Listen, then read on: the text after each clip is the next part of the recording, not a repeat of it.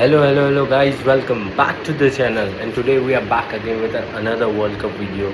And sorry, I have to post yesterday, but I was a little busy and I didn't post yesterday. But round 2 has started, as we have already talked about round 1 in our previous 3 videos. You can go and check out in link on the channel.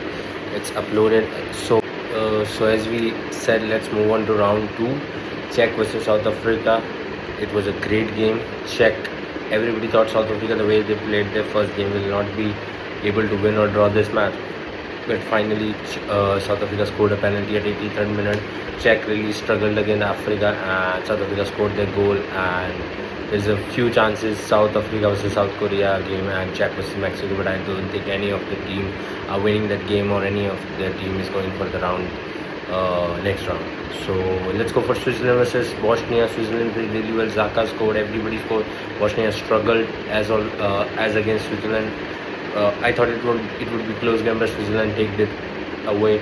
Canada versus Qatar. It was a great game. Canada won it by 6-0. Another red card game in the and Qatar had an injury. Canada had an injury, broken leg. We wish best of luck for him. Great recovery, get well soon. And that looked really harsh. But Canada dominated the game. They won easily, 6-1, easy win. And versus South Korea, Mexico played really well. That was very fumble from South Korea defense and attackers, and Mexico won it.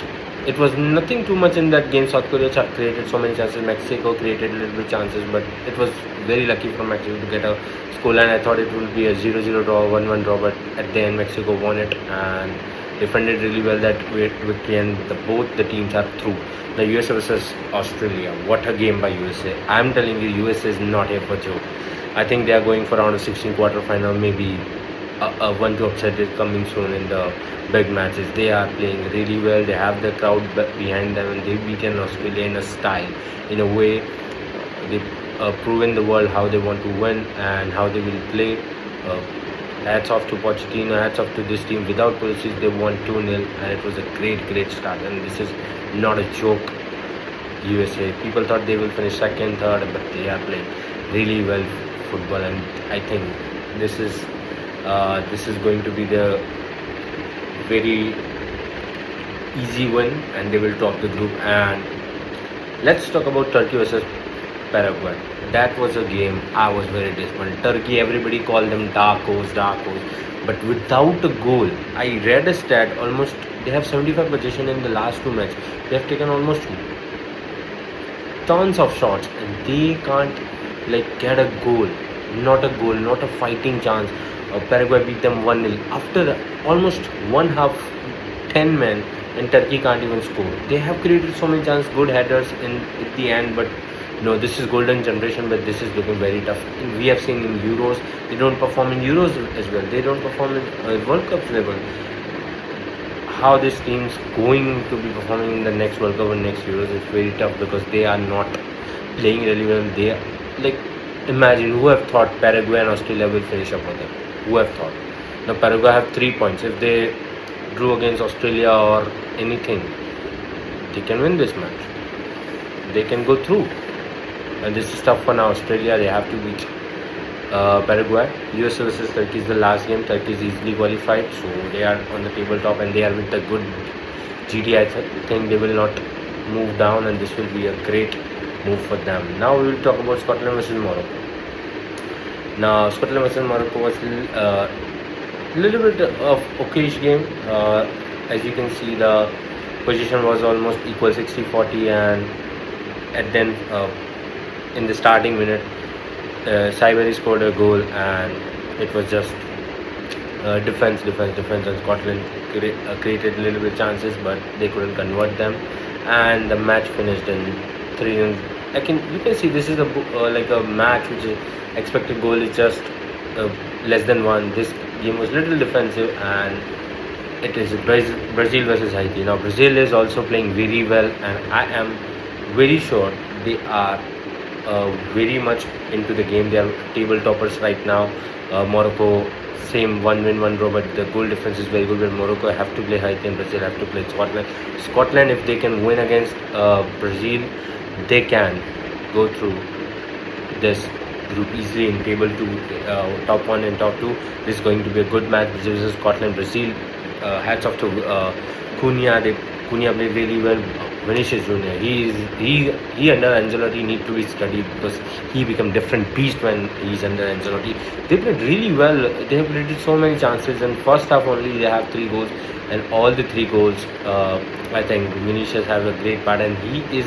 If Brazil goes to semis and like quarterfinals or semis, and if the way he's playing, he plays, and the freedom he have given by the Ancelotti, the manager, if he get that freedom, I think he will be play with the most G. I know there's Messi, Mbappe and everyone, but he's assisting too much. He had 3 assists, I guess, in the first match. Oh no, first match 1 goal and 2 goals, then 1 assist. Like he already have 2 goals and 1 assist. He's already have 3-4 GAs, and I think he's going to. Olisa is a tough competition for him, but he's going to be one of their main map. So let's go to the group F. Netherlands versus Sweden. Netherlands battered Sweden. Oh my god, that was a game, man. That was a game. I watched it. It was Netherlands, wave of Netherlands. In second half, when Elangana came, that was a tough time for Netherlands defense, but it was a great goal from him, the way he reigned and just finished it off. Ekpo had a 2 goal and assist. You can see lots of 2 goals. Like Somerville had an assist and a goal. Gakpo had a 2 goal. Brobry had a 2 goal, and Somerville had the last goal. This was a brilliant match from the Netherlands. This is the statement to the world who ever thought that they are not going to perform as well. They will not do this. And there is also some stats after, like maybe after 2006, Netherlands had never lost a game in World Cup. This was a shocking stats. Like they haven't lost a game since 2006. They have been out by penalties, or they had a game draw in league stages, or they have won the match. Nothing else. Now that was Group F. Like Netherlands was first, Japan is 2, and Sweden is third. Sweden needs to win against. I think Sweden's last game is against Japan. I guess yes. That's a good match. Who wants to finish second?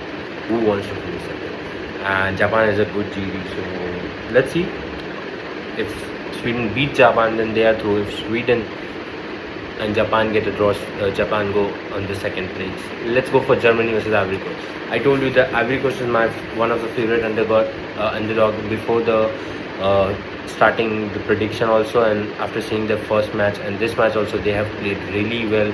They have created so many chances, scored, but at the end Germany scored, and what a story by Wanda. What a man he's become. He already had like 3 goals and 1 assist in this 2 matches, I guess. And the way he came on and he changed the match. He came on like on the minute, I guess, 68, and he just came on and scored, and then in 90 plus 4 minutes he scored. He was just amazing. Like he came on in just 5 minutes, he scored a goal, 5 to 10 minutes, and then 90 plus 4 winner.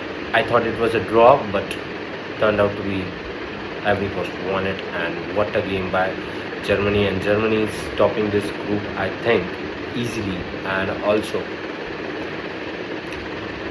Ivory Coast might finish on the second group. I think Ecuador, because we need to win, and I think they should beat Curacao in the last match, and they should go through easily. And this will be used for Ivory Coast, and whoever facing Ivory Coast in round of 32 and 16, I hope they go to 16 or quarterfinal. They go deep. Now we will talk about Ecuador versus Curacao. Ecuador, again, this is disappointing. I thought Ecuador could win this and finish on third and get something. Defensively, they were very good, but Curacao, keeper, what a save he made. What a save. What a keeping performance. Irum, Jerome had no room for goals, man. This was amazing. He was saving here and there. Like let's see the stats. They have Ecuador have taken. Ecuador have 6 big chances and they have taken 27 shots and 3 have goalkeeper, like 15 out of them the goalkeeper have saved. What what they were doing on target, like they have 9 corner kicks, they have like 6 big chances, 27 total shots. But what was the game? He was unbelievable. This draw was because of him, and that's a big point for Curacao. They scored against Germany, now they got draw against Ecuador, so that's a big. They have big game coming against Ivory Coast. I hope they do perform very well. Now Tunisia versus Japan. Again, they changed the manager in between, but Japan just battered them. At the end, scored 1 goal, and Japan just keep on going and surprising everyone. Every year in the World Cup, they have been playing so well, and they played really well and beaten Tunisia. Tunisia didn't look like a World Cup fighting team. They created few of chances there, but none of them enough, and they missed 1-2 easy chances, and the game was very fine for them. Spain versus Saudi Arabia. Now people were doubting Spain as they got drawn Capa Verde, and Saudi Arabia, as always, I'm not thinking they have defensively very well. They should have learned from that game, low block and played really well defensively. Played on counter, must be 2-0 scored. The score must have been 2-0, but they played the very worst. Lamine Yamal scored, then Azerbaijan, whatever his name, I can't pronounce his name. I always do get M. Orzabal, but he scored 2 and he got an assist. He was man of the match for yesterday match. He played really well. The midfield, Rodri was very amazing, and Lamine Yamal has always scored his first goal in the World Cup, as he has posted a post that I am right. And yes, Spain won it easily, but Saudi Arabia, this is going to be tough for them. The next game is against Capa Verde, and I think if Capa Verde won this is a big. And Uruguay, oh my god, let's talk about Capa Verde versus Uruguay. Now Uruguay have created themselves in a mud. They have digged a hole which they can't go out. Now Spain versus Uruguay, they should pray they get a draw, or they should. I don't think draw will be enough, because I am thinking Capa Verde will beat Saudi Arabia, and they will get through. They get 5 points out of the group of death they are in. For them, there is a group of death because Saudi Arabia playing World Cup regularly. Spain is a big team. Uruguay is a big team, and there is everybody predict them 4th, 3rd, whatever. But now they can finish 2nd. Who have thought that? Or maybe Uruguay, Spain gets a draw and they win with a good GT and they can go above. Maybe not Spain have win by 4-0, but they can win 4-0. Who knows? But this is very tough, and they can beat Uruguay because Uruguay, the way they played this game is horrifying. The wall, the first free kick, what an amazing free kick it was. Sorry, it like Capa Verde was most impressive team this season. Lamini scored a banger, and that few of the long range shots were amazing, man. Like I was very surprised they can shoot like this, and they were creating total mess on over there. And second Lamini with the first goal, and then the first time in this World Cup was behind with 2-1 in the extra time when Canobio scored, and then they get an equalizer in 61 minutes, and the way they play at the end, Bentoncourt tackle was not there. There was an easy goal going on for, I guess it was their striker. I'm forgetting the name, but it was easy goal. But they created so many chances, and Valverde also got 1-2 good chances, but they couldn't finish it off. They were really struggling. I thought Uruguay under Bielsa will be different, and I was predicting them winning over Argentina because I thought Uruguay is a great team. They finished 2nd and everything, but no, they are not. If they go against Argentina, I think they are cooked. Now let's talk about Belgium, Iran. Oh my god, this game. Iran, they are biggest surprise for me. New Zealand 2-0, Belgium 1-0, and I think they can draw against Egypt too.